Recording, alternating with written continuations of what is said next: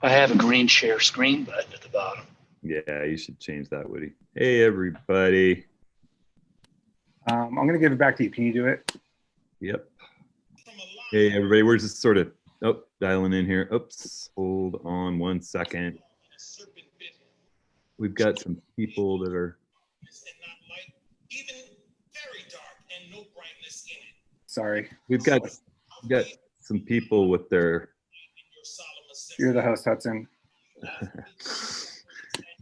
I'm hearing somebody that's not muted. Hang on a second here. There we go. Hey, everybody. Sorry, we're just working out a few things here. Changing stuff around. All right. I think people are mostly dialed in here. It's good to see a bunch of friends from the workshops. Everybody's looking good. A lot of long hair. My group's done. Seriously. I'm not the only one. Beard's looking great, Bill. All right. David, I see a beautiful bridge behind you.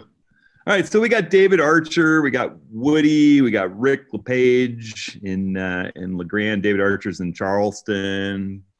Got Woody here helping to moderate things. And we're going to talk a little bit about a kind of nebulous subject. We're going to talk about over-processing images. And that, I think, can mean a number of different things. It can mean too much contrast in your image, too much saturation, over-sharpening. And it's a bit of a moving target, right? What might be over-processed to one person might not necessarily seem as over-processed to somebody else. And we're going to go through, and we're going to look at some examples of Rick's and David and mine of things that we think we've over-processed in the past, and talk about those a little bit. And because we never over-process now. Oh, well. Well, That's right. You know, I'm gonna give a couple of thoughts, and I'm sure these other guys are too, about ways to attack avoiding overprocessing. And I think some of it relies. It's kind of like when you have something that upsets you in an email, right, or a phone call. Maybe you should sleep on it before you fully put your response out there. And I often find myself, editing late into the night, sleeping on it, coming back, looking again the next day and thinking, whoa, my eye had just gone far towards too saturated or over sharpened. And, go back and having a second look often helps. And so, for anybody who's joining these meetings for the first time, we do mute the participants just because, at this point we've got over 30 people in the room. And if, sometimes we have 80 people in the room, and if everybody's talking at once, if you have more than 3 or 4 people talking, it just becomes chaos. So occasionally we'll unmute people, bring them in, let them share questions, ideas. We've got all your questions that you submitted when you signed up for this. And there's a chat window. I'll let Woody talk a little bit about the process for submitting questions and everything. We want to welcome everybody who's joining via YouTube and give a big shout out to our friend Darren, who's kind of helping moderate there and watching for interesting popping up. Huh? Darren. Oh, Darren muted.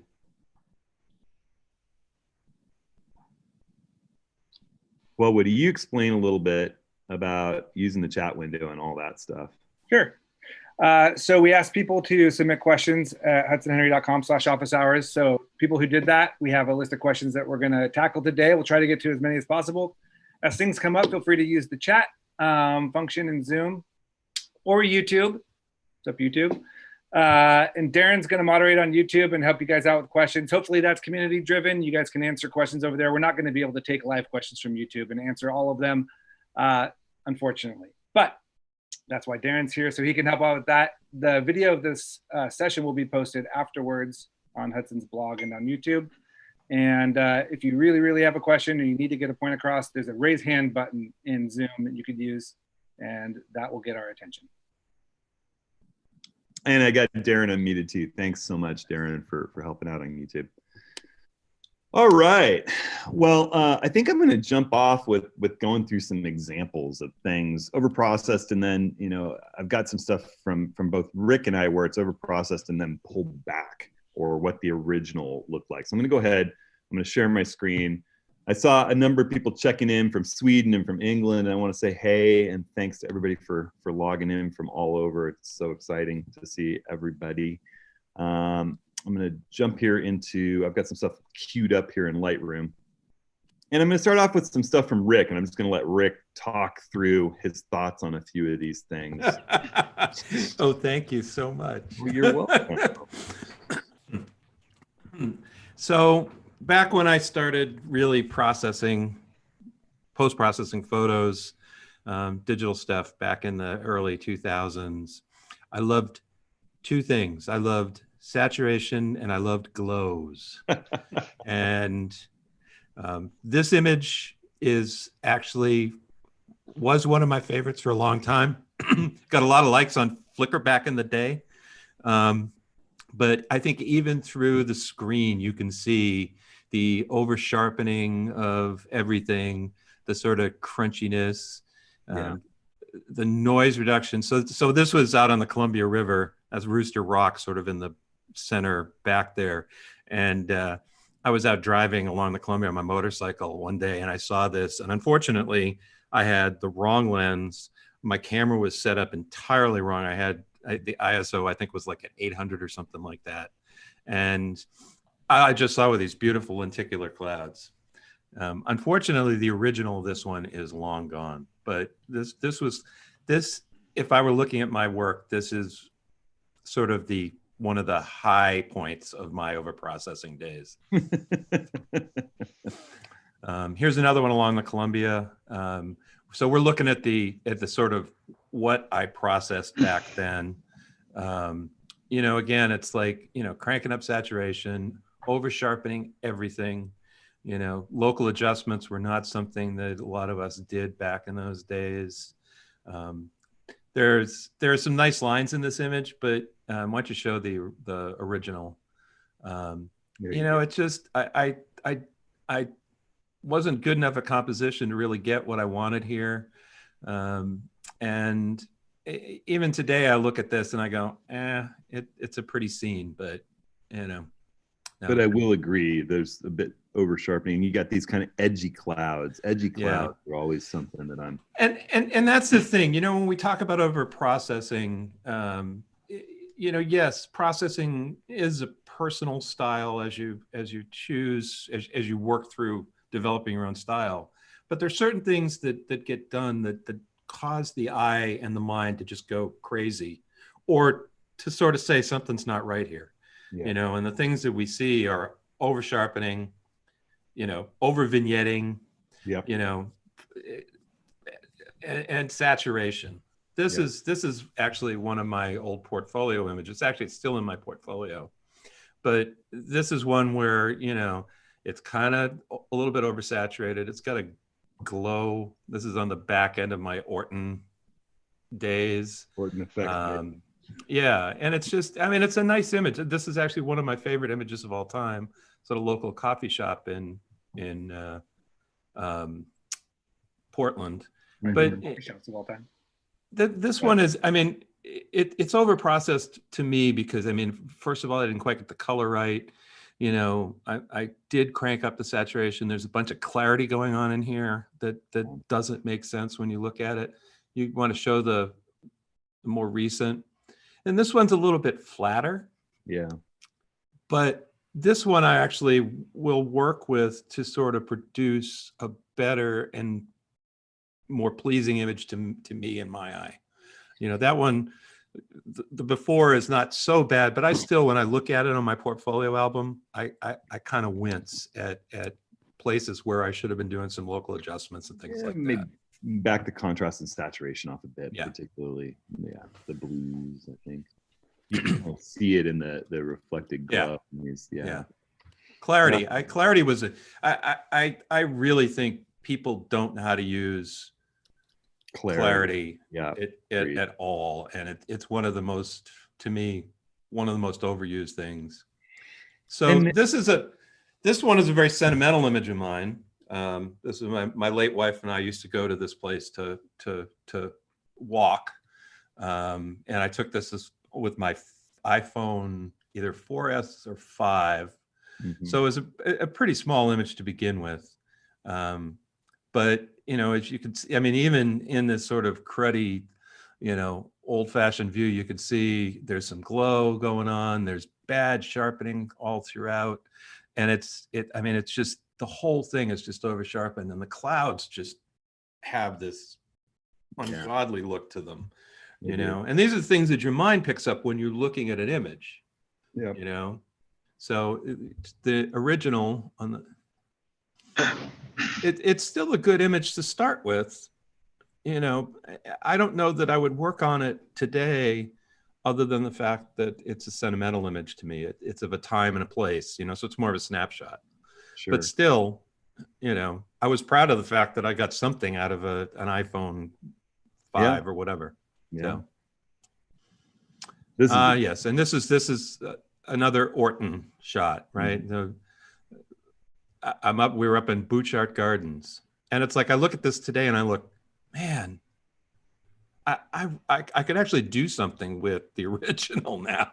I mean, it's not a bad image. It's got some really great stuff going on. And why the hell did I put all of that glow on it? Well, we go through phases, and you get a new tool and maybe you overuse it. It's that same. And if you've been watching these things for a while, and me, it's like practice. Sure. And that's part of this, right?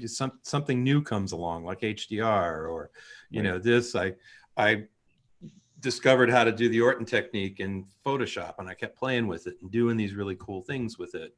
And, I could back that off at, make that 10%, and it would look a lot better than what it does there. Yeah, and it might be nice with that 10%. Yeah, exactly. Yeah.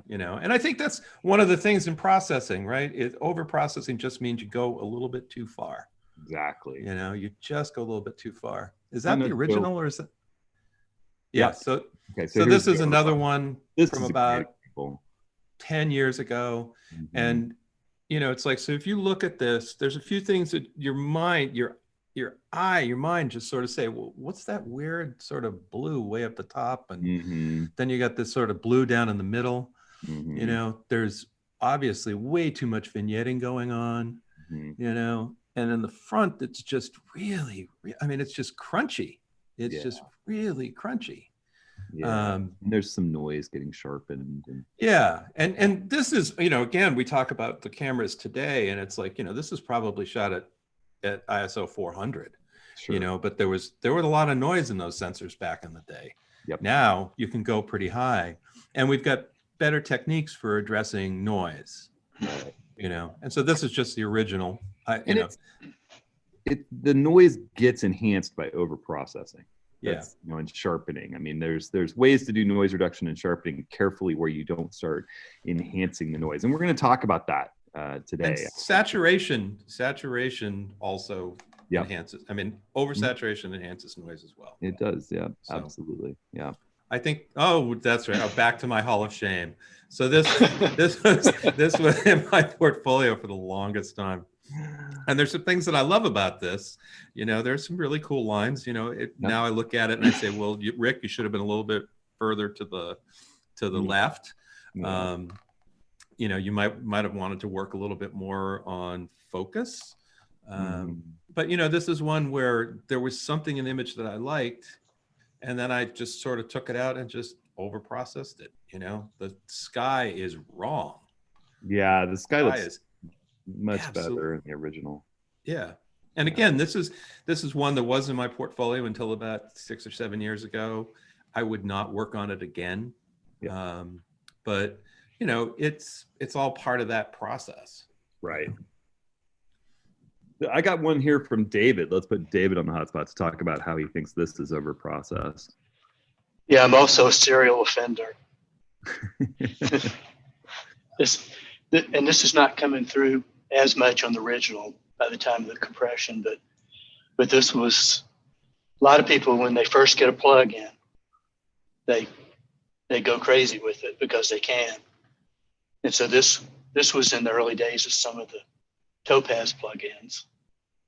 And so, I thought it'd be a good idea to add all this texture to to all these places that didn't really need it. I still like it a lot. I think you back off the texture a bit, and it's just a fun image. I've shot here with you before and had a great time. I remember that night I had some that were even worse than that, but I was too ashamed to submit them. Well, this one was dialed back a little bit. I'm going to go ahead and show one of mine that I was so proud of. I had tons of 4 foot wide prints of this all over, and there's a lot of people love it. I came from the days of film, where Velvia film took over and everything was super saturated, and I loved that look as a young photographer. And as I moved into digital, I saturated the heck out of everything. And this is an image, one of my first kind of really advanced panoramas. I'm inches away from some of these branches, and it's a 5-frame panorama, so you had to have the entrance pupil of your lens right over the axis of rotation, and have parallax and make this thing work out. And this is a very famous tree now, a little less famous back in 2008. But this is how I did it back in 2008. And today, when I do it, I just much prefer a lot less saturation and backing off the sharpening and having a more natural feel to the image. And that's not to say, some people may love that super saturated look, but to me, I'm just, the longer I do my photography, the more I'm looking for that kind of natural look. It just feels right. This is an overcast day out in the fall. And again, I think a lot of what we're talking about is really subjective. Stop the share here and get faces back up. I mean, I think as I watch people evolving, as their eye hones in, as they're doing the compositions that they love, there's a natural tendency to want to really boost contrast, to want to pull that clarity slider up, to want to saturate the heck out of things and really make their images stand out and pop.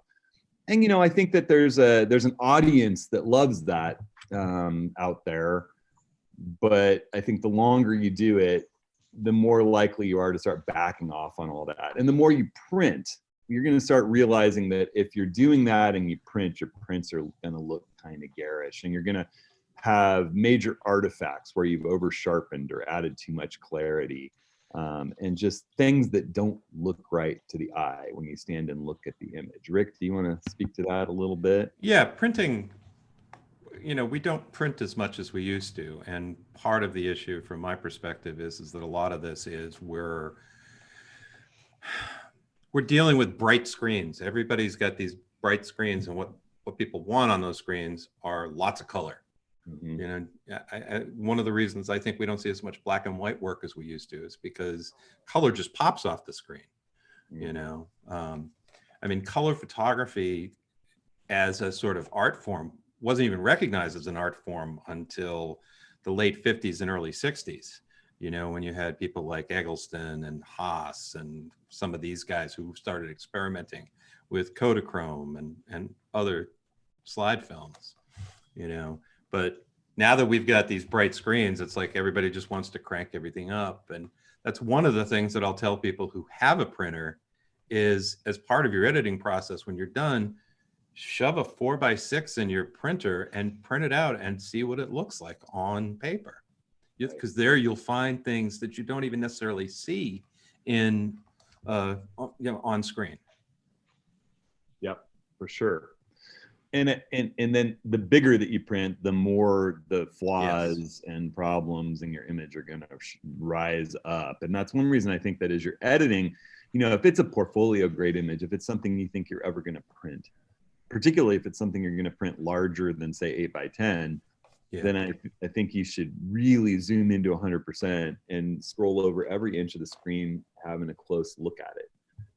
And find where those flaws are, because they're gonna jump out at you, and you're gonna waste a lot of money on ink and paper or some lab printing your image, and then you're gonna be unhappy because there's this glaring defect that you have. Yeah, I used to use gradient adjustment filters, Mhm.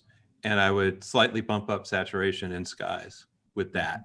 Mhm. And then I would go to print these guys at 13 by 19, and you start to see these weird gradients that didn't quite work, Yep. you know. And so I ended up stopped using them because of that. They didn't Right. come through as much if you're posting something on Flickr, you know, at 2000 pixels. But the moment you start printing this stuff, a lot of those flaws show up. And that's where over sharpening shows up unbelievably well as also.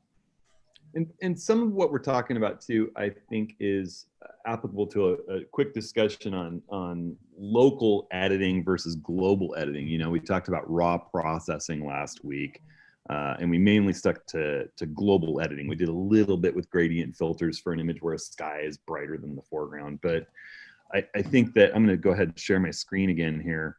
And you know, as I'm looking through some of these images, you know, I've got a few here to just highlight, and then I want to actually go in and do a quick bit of processing. And I want to talk really briefly about, you know, if you've got a portrait and you want to do, you know, bump up saturation, you want to bump up a little contrast without enhancing blemishes in the skin. You've got a beautiful blurred background. Do you want to be really sure that you're not going to be sharpening and adding contrast and, you know, saturation to that background? You want your subject to stand out. So you're going to want to do it in some way that's localized, whether you're using a local adjustment brush in Lightroom's develop panel, or whether you're using a layer in Photoshop or on one or whatever software you're using, and kind of painting that effect out of the part of the background that's blurred. You know, that can be a wildlife portrait too. You know, here I want to sharpen and make the eye and the skin of this crocodile in Rabundo Island in Lake Victoria stand out, but I don't want to do that to the water and that beautiful kind of blown up, blurred water. And when we talk about over processing, it doesn't mean you don't work on the image like crazy. This is one of my most processed images ever in the Alvord Desert, because it's actually a combination of an ultra wide angle lens to get this foreground perfect, and all the detail in the cracks. And you can see I've sharpened it really carefully, where I'm not over sharpening and making things look strange and edgy. But then I wanted the mountains in the far distance to come through. So I actually combined a 70 to 200 shot with a 14 millimeter shot and just kind of blended them together on the edge of the mountain. But I didn't boost saturation, contrast. You know, it has a natural look, even though this is a really highly processed. It's actually a composite of two images from two different lenses at the same time. I had this dream of getting the cracks in the foreground all the way to the distance, but with a wide angle lens, those cracks were beautiful, but the mountains looked so far away. So I had this thought, well, you know, I won't move the tripod. I won't move the camera. I'll just switch lenses and shoot it two different ways. You know, if I'm processing an image like this, I want to be really careful that that I don't over process the blue trying to do something to the sky and make his jacket really garish, you know. So it's going to be something I'm going to want to locally do. I don't want to do a whole bunch of sharpening and contrast that's going to make this blurred background in the ocean stand out. This is a shot at 64 ISO, so it's not so complicated. I actually want to take a look at this one really quickly and talk about some things that I would do in this image. I've done a bit of just basic raw processing to get the tone and color right. You know, if we were to go back and look at what it looked like originally, it's pretty flat. I've done just a little bit of work to kind of get the tones set up like we talked about in raw processing last week. But I want to talk about noise reduction and sharpening a little bit in this discussion about over processing. And I think, you know, we had some questions, and we'll go through and do Q&A, but we had some questions about noise reduction and sharpening at this stage of the process, and how people often over sharpen or don't think about it quite right. This is an image shot with my Z7 at 2500 ISO. And if you're shooting with a Sony A7R III or 4 or a Nikon Z7 or a D850 that have those ultra high megapixels, you're going to have noise up in that realm. You can see there's noise in my little girl Pepper's face here. This was shot back in January before the pandemic when we were down in Baja on a kiteboarding trip. And whatever software I'm working with, my process is going to be pretty similar. If I jump in and I want to do a little bit of sharpening, I'm going to go in and I'm going to zoom into 100%. That's my first thing. I don't want to do any sharpening and detail and noise reduction without looking at the image at 100%. And I'd like to see some shadowy areas like my wife's hair and the critical areas like my little girl's face here.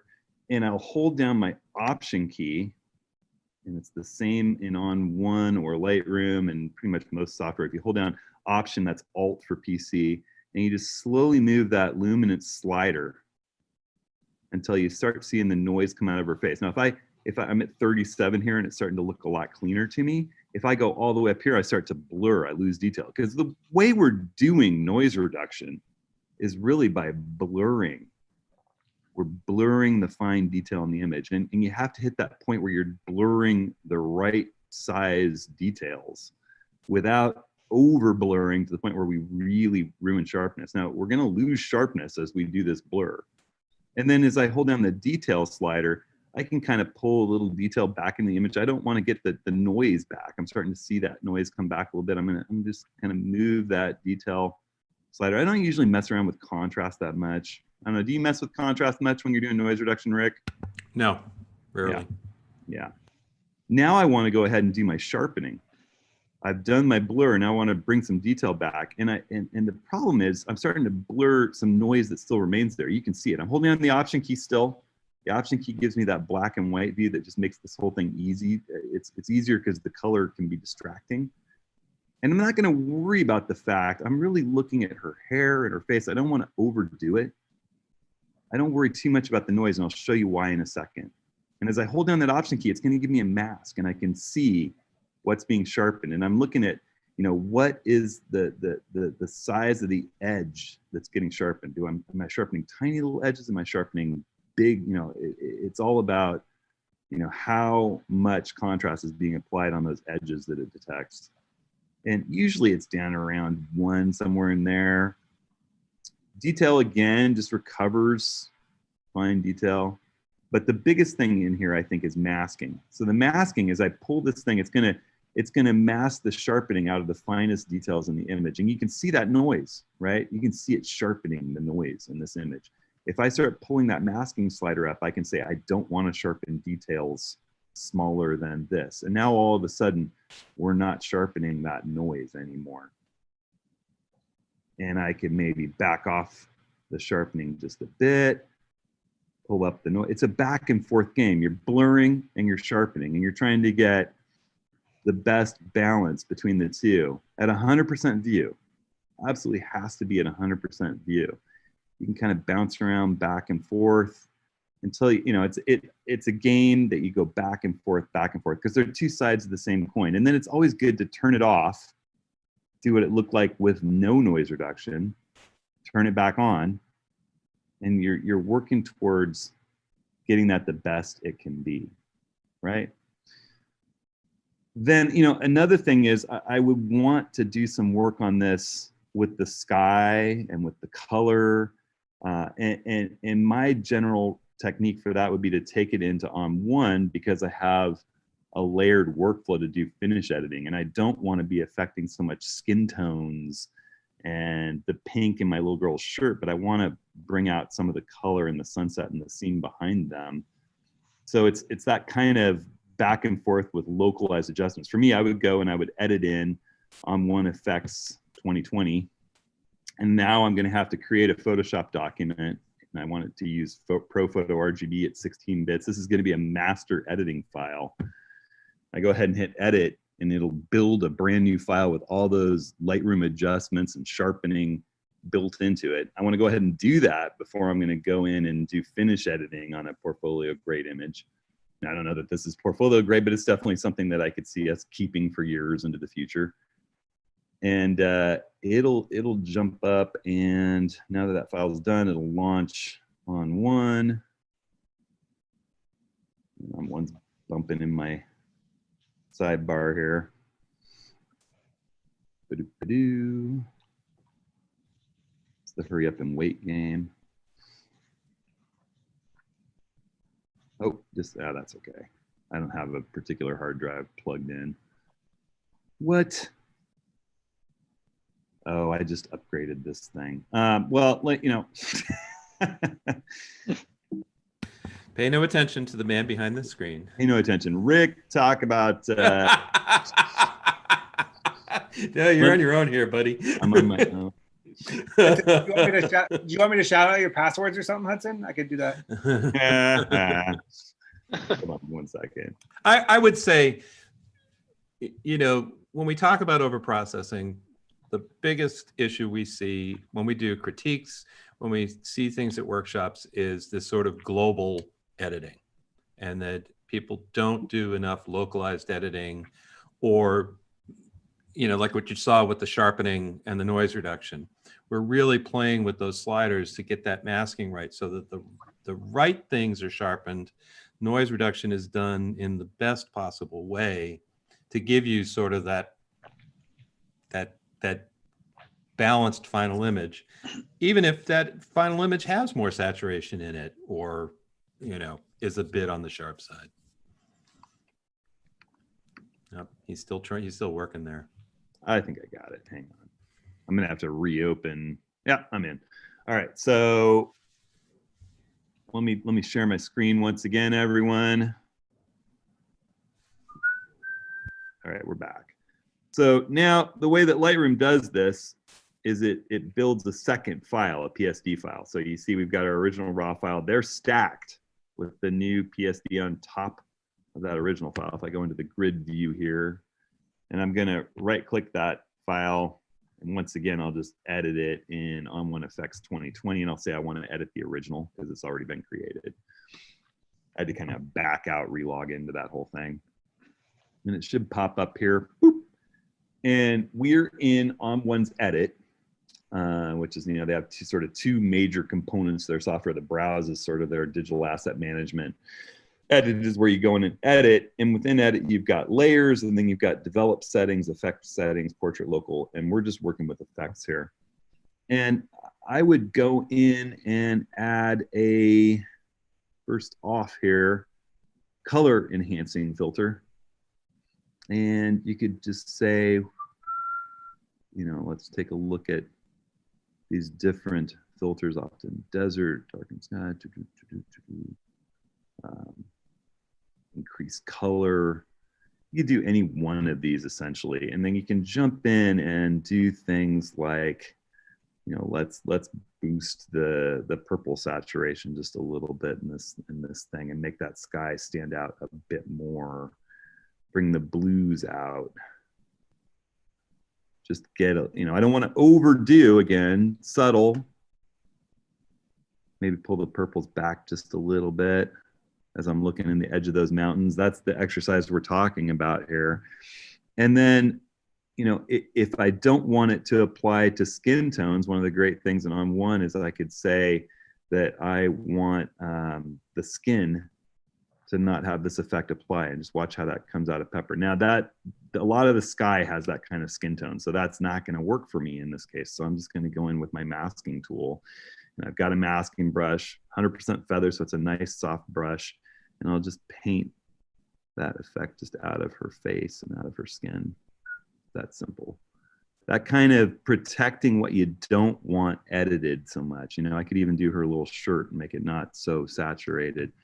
And bloop, you can see I've got, you know, just nice and easy does it. It's being careful to not overdo parts of the image that you don't want. And then that vignette that we were talking about with Rick and how easily overdone those things are, I've added another effects filter here. So we've got our color enhancer. I'm putting another layer on top of here. And I like to start with On1's big softy vignette filter. And it's obviously too much, but I like to pull the feather back on it so I can see what the vignette shape is. I like to change its roundness to sort of match my image as a whole, change its size, get it right down to kind of what I want my focus of the viewer to be. mess with roundness a little bit more. It's that kind of back and forth game. A little bit more right in there. And then I want to pull that feather back up and then just make it more subtle. I don't want to draw your eye to the fact that there's a vignette going on. I just want to draw your eye to Pepper and Stacy. And then if I take a look at what we had before and what we have after, it's subtle, but it really pops. So that's the kind of thing I think, you know, being careful, looking at the image at 100%. And then again, I think it's a big deal to decide sometimes before you go and post it or send it off to print, if you've been editing late into the night, if you've been editing a whole bunch of images, again, I think sleeping on it, coming back to it. I find myself coming back to images years later, like I talked about with the Japanese maple panorama, you know, and I'll find that, oh, wow, that was just way more saturated than I thought it was, you know. And as I've been going through some images to think about this through my archive and kind of pulling that Japanese maple as a prime example, I see a whole bunch of things that are kind of in my portfolio collection that I should probably go back and revisit and tone down a little bit. Say, Hudson, Gary had a question about dealing with something like noise reduction on a night scene. Mm-hmm. I mean, sometimes you do get into a situation where there's not a lot you can do you're going to have some artifacts. You're going to have some things that don't quite work. Yep.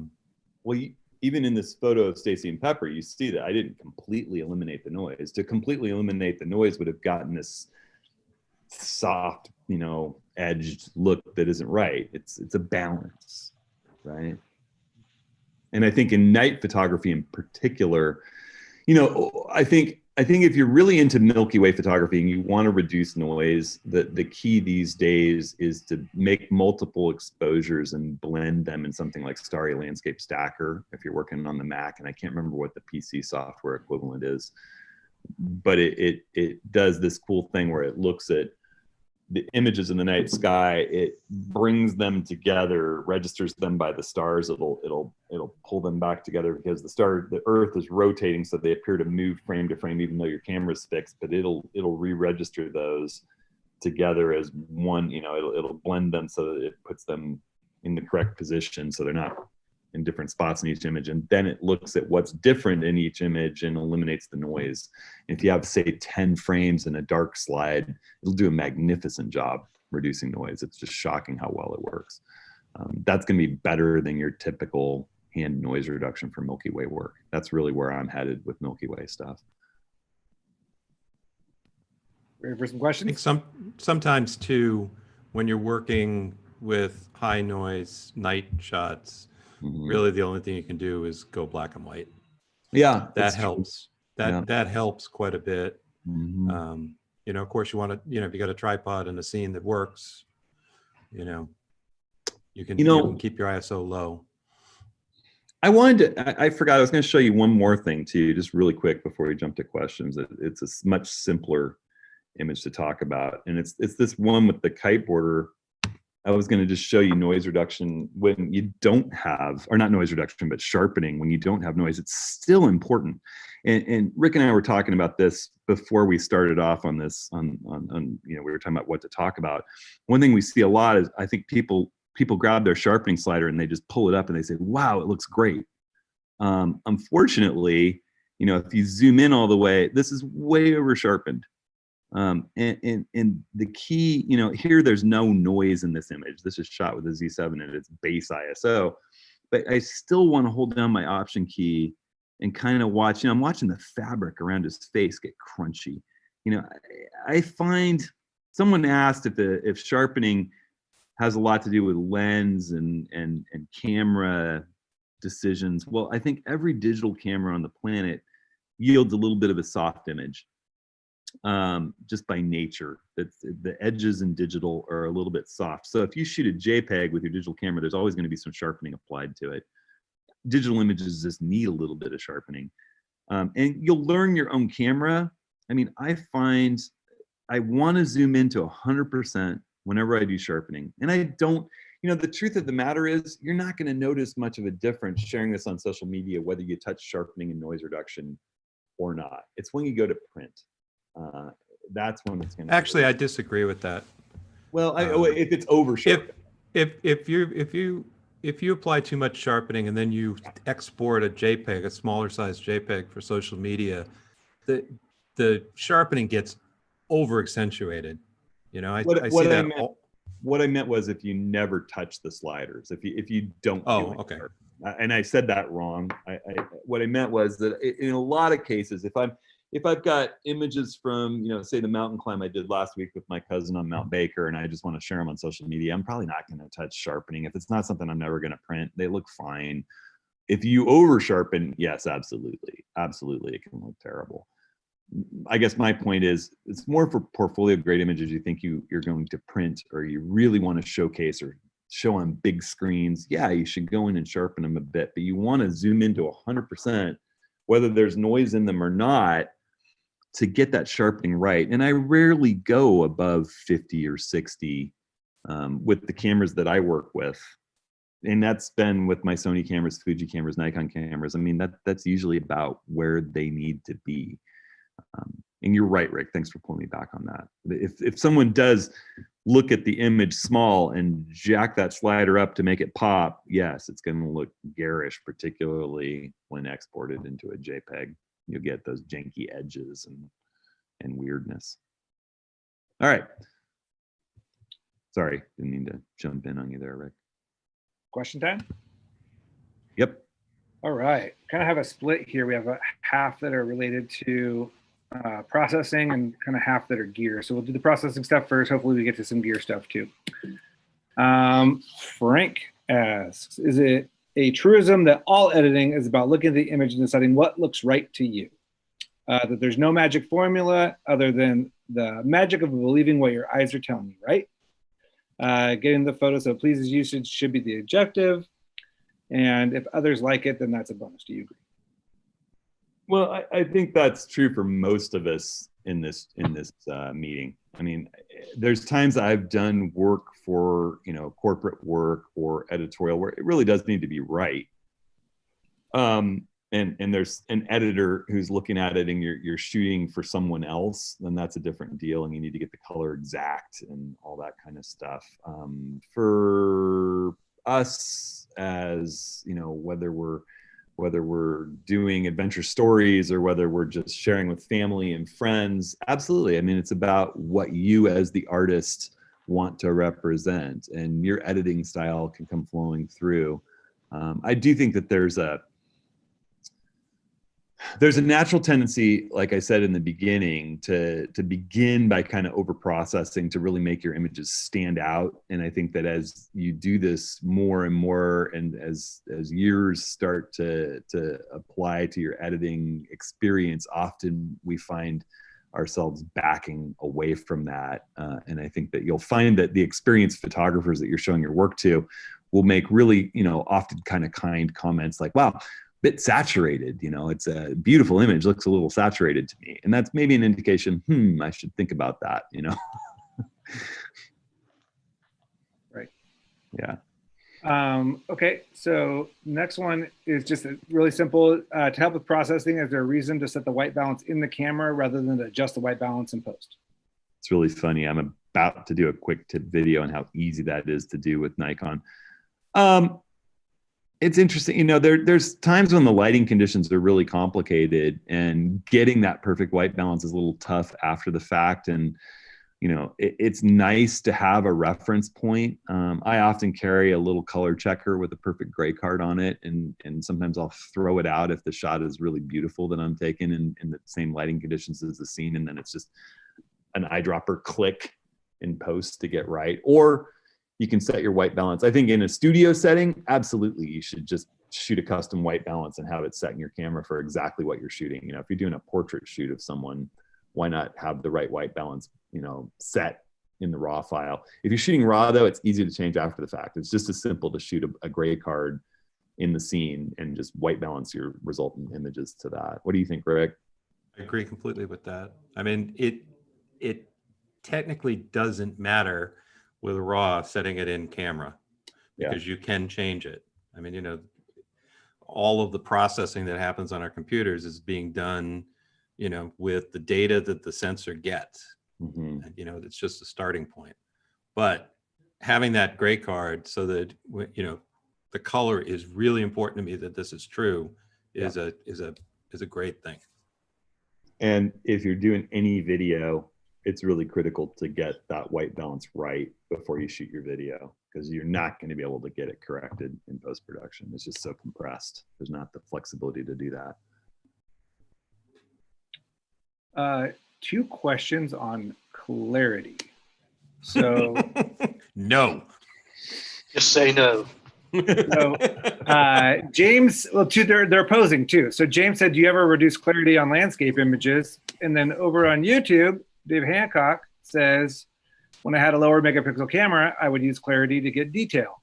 The sensors, it doesn't work, but it was a solution of sorts. Oh, I love that, Dave. It doesn't work, but it's a solution of sorts.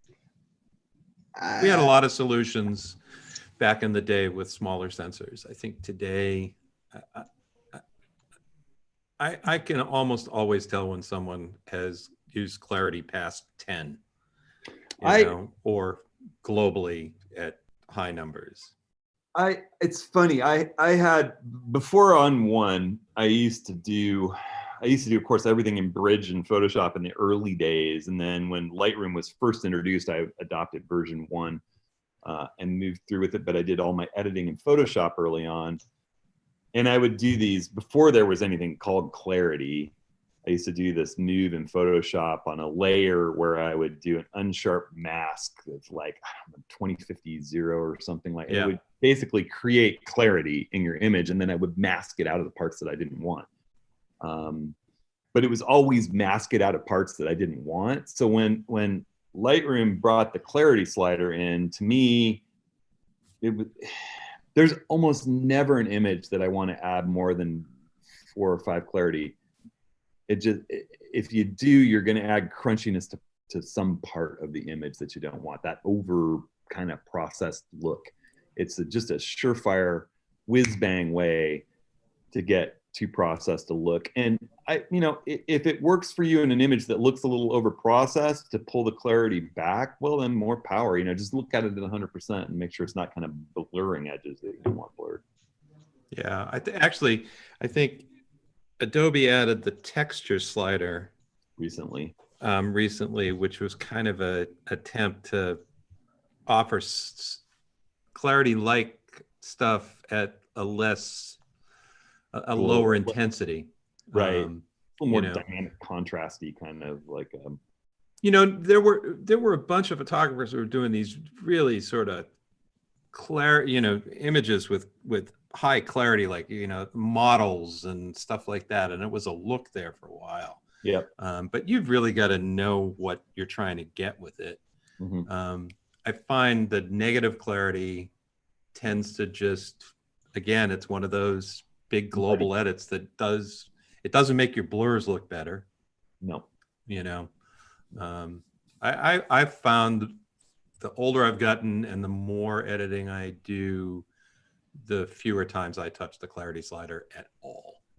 There's some sliders I just rarely touch. I rarely touch exposure unless there's a problem with the global exposure in the image. I rarely touch contrast because I'd rather apply it locally. I rarely touch clarity.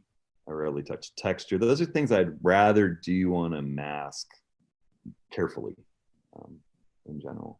So saturation and vibrance are another one. Maybe a little bit, but not very much. Charlie piped in the chat and said, overprocessing seems to sell, as you've seen it, pretty prevalent in many galleries. People love bright, colorful images. They do like them. We have a friend of ours who we work with, Chet, and he does stuff that we look at and go, "Ooh, I'd back off a bit." Yeah. And he gets people who buy those images. Yeah. Again, if you're going to do that, really pay attention to, are you causing artifacts? Are you, if you're oversaturating and you're over sharpening, you can cause a lot of trouble in a printed image. But There are photographers who have galleries in multiple locations around the world and major tourist destinations where I walk in and go, great photographer. That's a little saturated for me. And then there are photographers like, what was his name in Jackson when we were there, the wildlife photographer, the Nat Geo guy, was it Mendelsohn, or his gallery, the work was so beautifully, softly, but perfectly processed, and big prints. Art Wolf's gallery, when you go in, you'll just be blown away. You'll never see things that look edgy and oversaturated. It's just perfect. There's just people that as a photographer I'm trying to constantly better myself, I look towards my betters, and I don't tend to see that. That's my take on it. And I think it's pretty, I'll say I have these mentors who've done work for major publications like National Geographic and Smithsonian for decades and decades. They've been photographing together for about 40 years now. I just spoke to them on the phone the other day. They're kind of sequestered in the Hudson Valley in New York right now. They're of an age where they're pretty freaked out by the New York outbreak. And when they first looked at my imagery, they said exactly what I just kind of said to you guys. They said, "Wow, you've got a really nice eye, a little saturated, your stuff is a little colorful." And it's a kind way of saying, think about how much you're adding color in your images and whether it's natural looking or not. I'm looking for natural, and you may not be. If your thing is to really go to that kind of enchanted color look, there's people who love it. There's no doubt about it. That stuff will sell. But I would add that that type of work, when it's done well, is more than just cranking the saturation slider. True. It is understanding color and color theory, and really working on an image the way Hudson does with his. And again, I think if we're trying to get one thing across in this, overprocessing tends to come from one slider. Someone taking a slider like the sharpening slider and not looking at masking and detail in radius, taking the saturation slider and cranking it, taking clarity and cranking it. It's that I'm going to take one thing and I'm just going to push it in this image, and instead it's just, you've got to think about your images. You've got to think about how this stuff works and what you want your images to look like when they're done. Yep. Agreed. I mean, and Rick's absolutely right. The people who are making big money off heavily saturated imagery are doing a good job of it.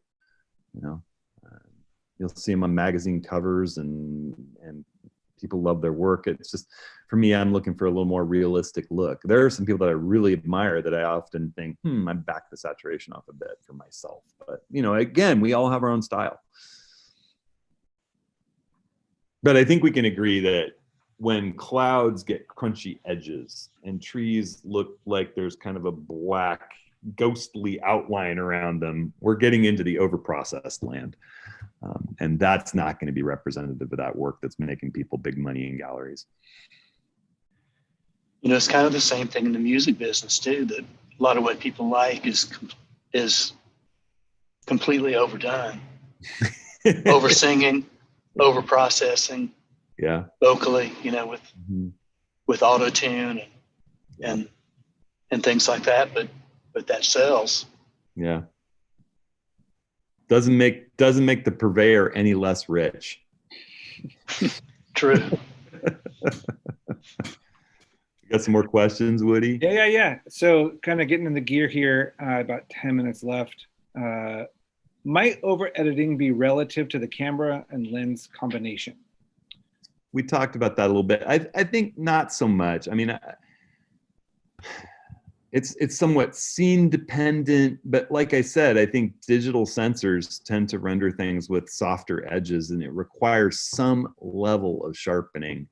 And a lot of cameras now, when I bring any of my new Nikon,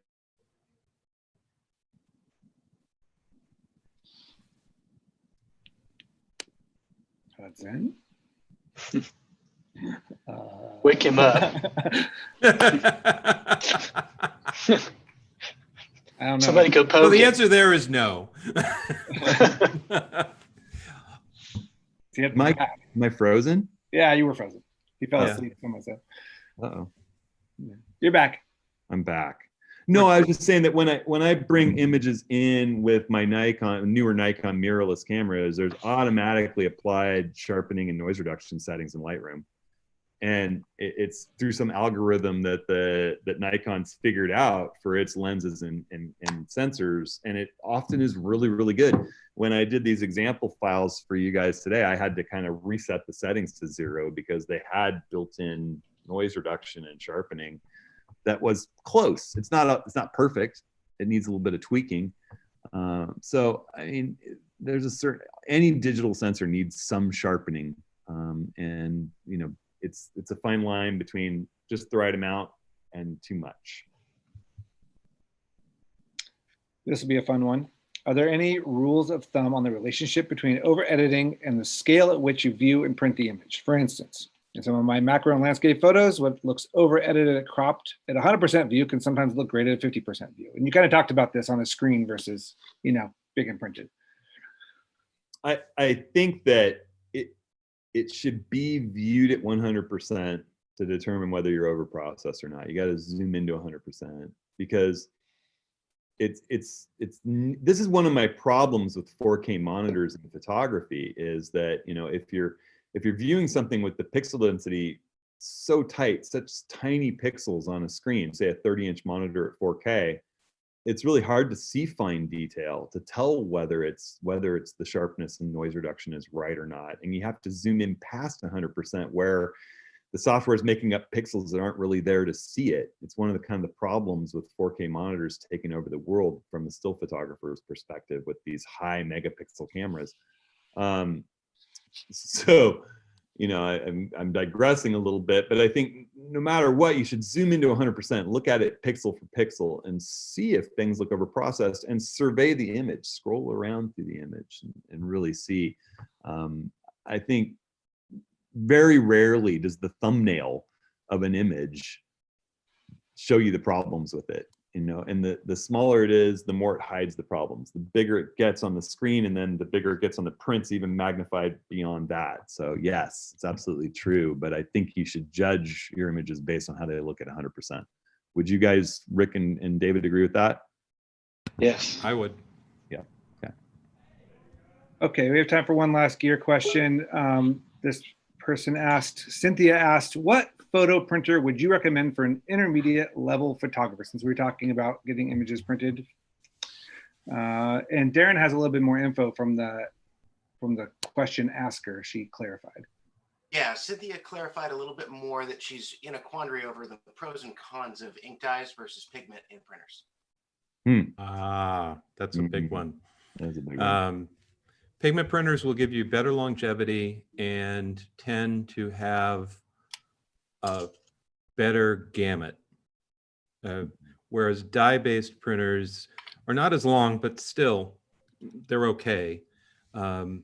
Dyes tend to have a gamut more oriented to bright colors. So if you're into those saturation, you can get more of those colors with a dye-based printer versus a pigment ink printer. I only print with pigment-based printers, and it's a weird market because there haven't been a lot of new printers in the market for years. Epson had 2, Canon's got a couple that all sort of sat in the $600 to $1,000 range. Epson just came out with 2 new models to replace their older models. The new ones are the P700 and 900. The older ones are the P600 and 800. I've been running those printers pretty much all the time for the last few years, and they're great. You have to want to print though. Yeah. You know, I mean, I would say if you want to print 10 to 20 images a month, you know, they're a worthwhile investment, especially if you really want to fine tune paper, you know, types and things like that. Otherwise, you're better off finding a print service and using those guys. So.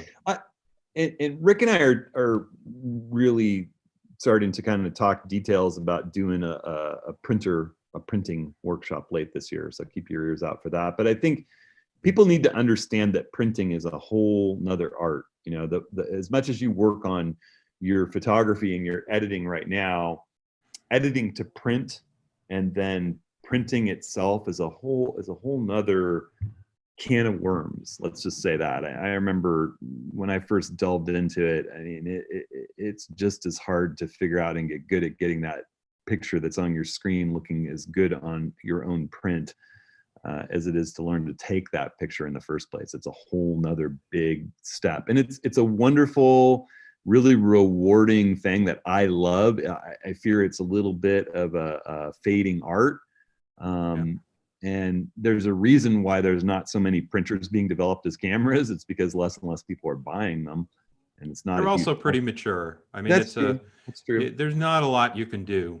That's true. Well, you know, Hewlett Packard had that really cool project with the Z printers that Rick and I both loved.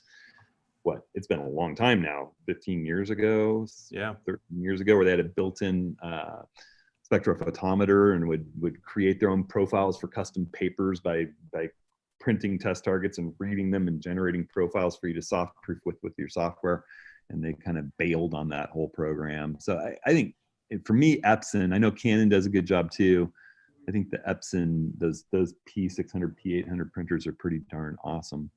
And they're also right now, because they just announced new ones, the older ones are available for $200 rebates while supplies last. And like I said, I've been running those for years, and I think they're workhorses. And if you happen to be someone who's in the OM1 Plus community, in their closed door photo community, I've done a whole bunch of stuff on color management and printing. If you look for color management and you look for printing in their Plus video library, you'll find courses that I've done that are still as relevant today as they were, you know, a year and a half ago when I did them. So I'm working on a printing book too. Yep. And we're talking about a printing workshop.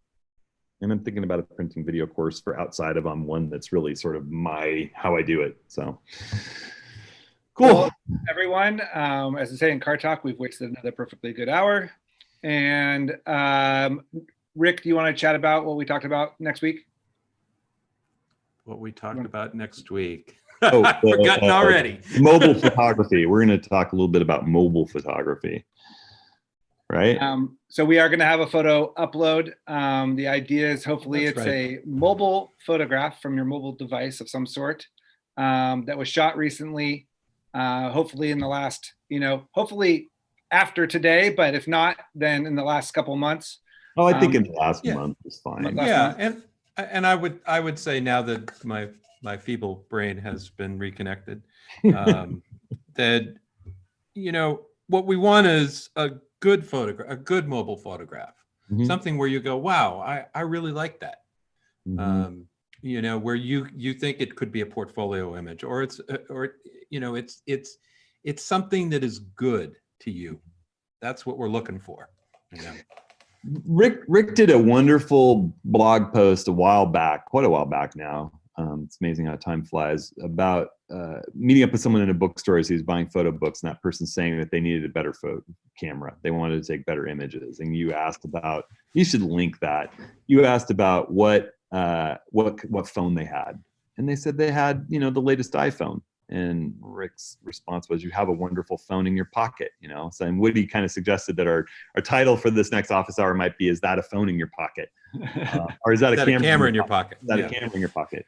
The best camera is the one that you have with you. And photographs are so much more about the person creating the image and using that brain power up there than all the technology that's in the little box that you're holding. So phones can create beautiful images, and we can talk a little bit about some techniques for using phones, some of the differences between phones and bigger cameras, some of the things phones are wonderful at, even some talk a little bit about mobile processing tips and tricks. and look through other people's mobile images. And Rick and I'll upload images. David will upload an image. Maybe we'll get Woody to upload an image. Woody does a lot of spectacular phone photographs, actually, largely of his really, really adorable daughter. Yeah, it'll be a fun discussion. So. Cool. This will be posted here in just a little bit. I'll have the sign up form for next week. It's hudsonhenry.com/office hours up here in the next day or so. So you can start uploading images and signing up. Everyone on YouTube, thank you. Just know if you ever want to join the Zoom call, sign up, click that you want to join, and you'll get a link emailed. If you want to watch on YouTube, that's great too. The best thing is that you guys participate, email us, leave comments, ask questions, and that's what we're after. So thanks a bunch. Huge shout out and thanks to everybody who joined, but particularly Woody, Rick, David, and Darren. Thanks so much, everybody. Take care. See you next week. See ya.